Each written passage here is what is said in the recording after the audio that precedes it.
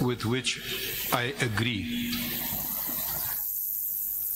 For the reasons to be recorded later, we dispose of these appeals, petitions, and miscellaneous applications through a short order as under.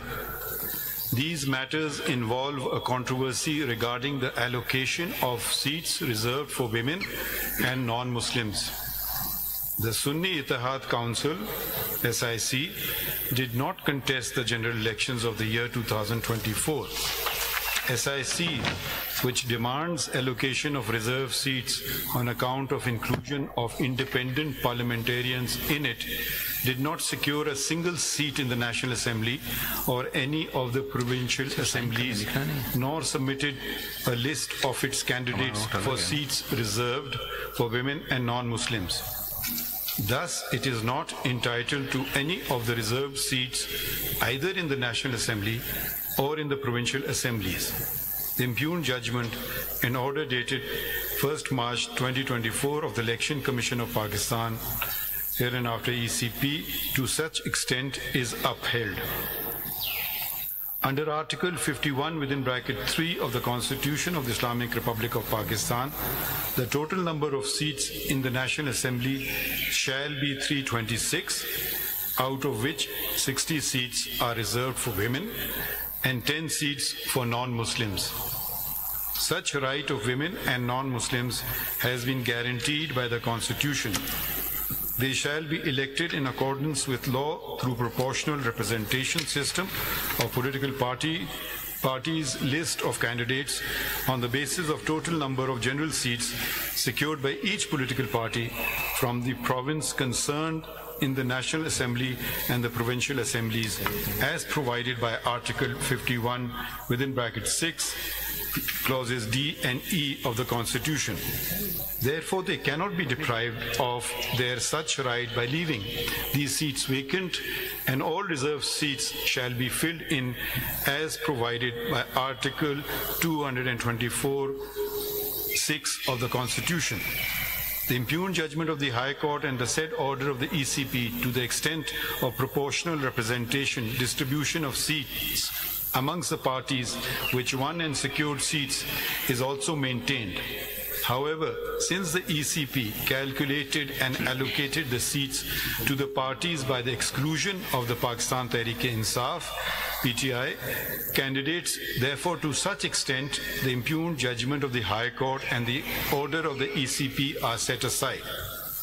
During the hearing, it transpired that a number of candidates had submitted their nomination papers with a declaration on oath that they belonged to PTI, supported by an affiliation certificate of the said party. But some did not submit affiliation certificates of PTI. They are members of national and respective provincial assemblies affiliated with PTI.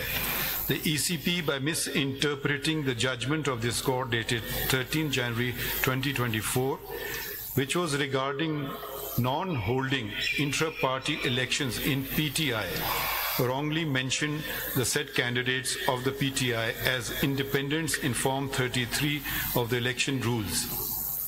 The ECP had no authority to declare validly nominated candidates of a political party to be independent candidates. Similarly, a candidate once declared himself or herself as a candidate of a political party could not subsequently resile from his candidature of a particular party after the last date of withdrawal of the nomination papers.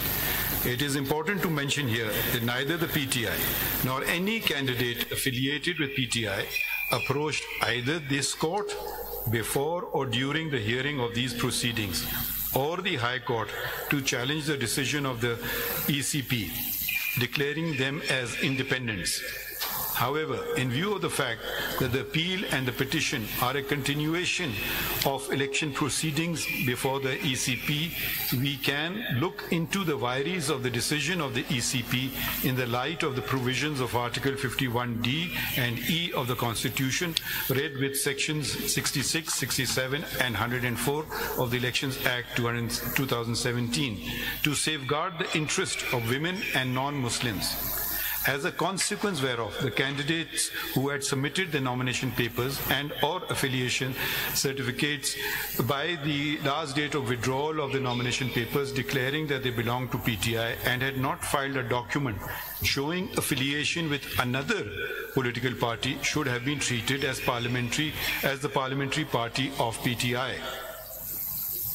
But needful was not done by the ECP. Consequently, the PTI as a parliamentary party is entitled to the reserve seats to such extent that ECP should recalculate and reallocate the reserve seat amongst the political parties, including the PTI, as provided by Article 51(6)(d) and E of the Constitution. The candidates who had submitted the nominations papers by 24 December 2023, which was the last date of submission of nomination papers, and had declared themselves either as the independent candidates or left blank the relevant column in the nomination papers declaration and were elected, shall be considered to be independents. SIC is a registered political party, and every independent member of Parliament and the provincial assemblies has a right to join it. All those who joined the SIC are presumed to have done so out of their own free will. None of them claim to have joined SIC because of any misunderstanding of any judgment, the law, compulsion, coercion, or undue influence, and it is not for this court to presume otherwise. We must ensure that words are not read into the Constitution, nor to ascribe artificial meaning to commonly understood words. We must also abide by validly enacted laws and must not do anything either to hinder or to facilitate a political party by ignoring the law's mandate. I think this concludes today's proceedings. Thank you, everyone. Thank you, Sir Honor. Thank you so very much.